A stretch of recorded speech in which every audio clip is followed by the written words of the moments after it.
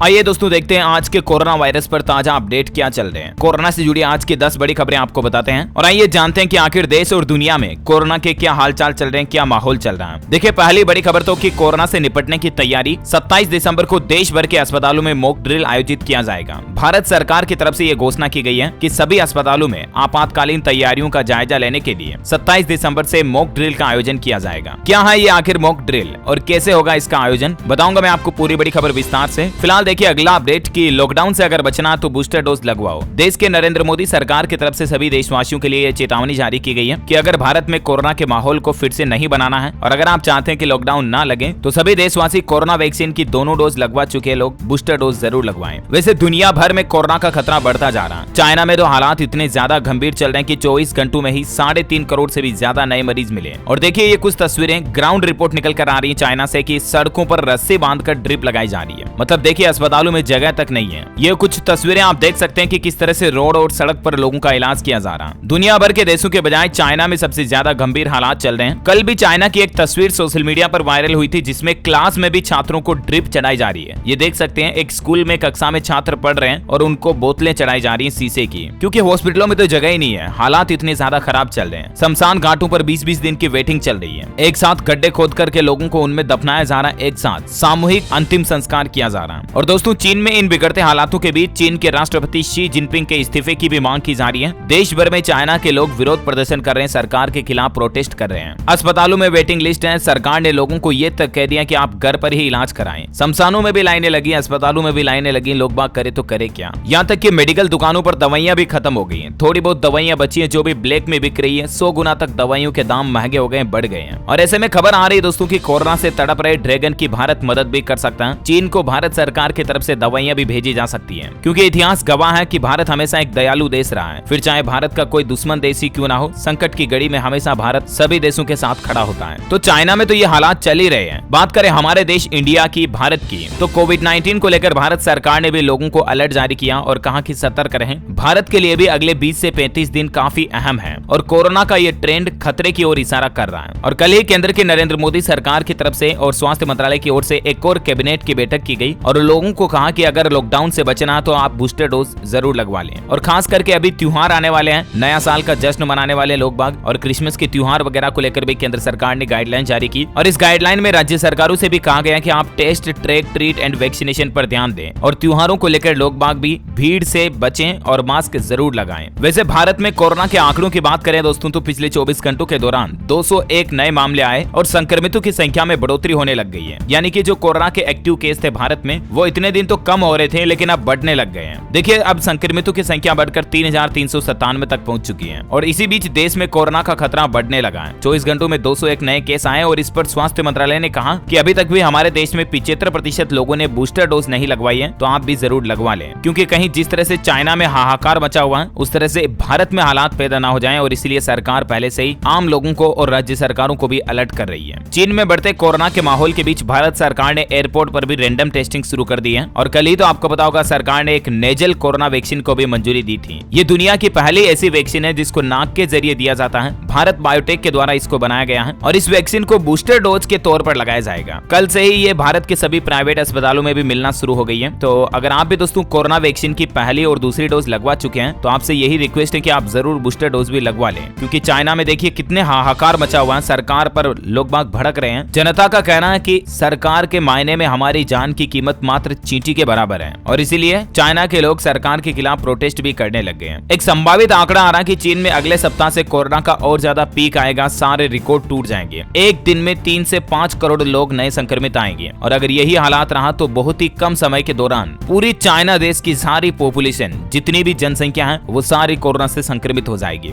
और ये दुनिया भर के लिए एक बड़ा खतरा होगा, ना सिर्फ चाइना के लिए। और इसीलिए आप और हम सबको मिलकर सतर्क रहना होगा और इस महामारी के खिलाफ लड़ने के लिए सावधानी बरतनी होगी। मास्क लगाएं, भीड़भाड़ वाले इलाकों की जगह पर ना जाएं और स्पेशली ये क्रिसमस वगैरह न्यू ईयर के फेस्टिवल अगर सेलिब्रेट करते हैं तो भी सावधानी से और वैक्सीनेशन जरूर कंप्लीट करवाएं। ओके दोस्तों, तो उम्मीद है ये आज के कोरोना बुलेटिन के तहत सारी बड़ी खबरें आपको जरूर जानने मिली होंगी। वैसे भारत में आप कौन से राज्य में रहते हैं मुझे नीचे कमेंट करके बताइएगा, ताकि मैं आपके राज्य के समाचार भी आपके मोबाइल तक पहुंचा पाऊंगा। इस वीडियो को लाइक और शेयर करना और DLS न्यूज चैनल को सब्सक्राइब करके बेल आइकन जरूर दबा देना, ताकि आपको रोजाना की ताजा अपडेट्स और काम की खबरें तुरंत आपके मोबाइल पर मिलती रहेगी। जय हिंद, जय भारत, वंदे मातरम।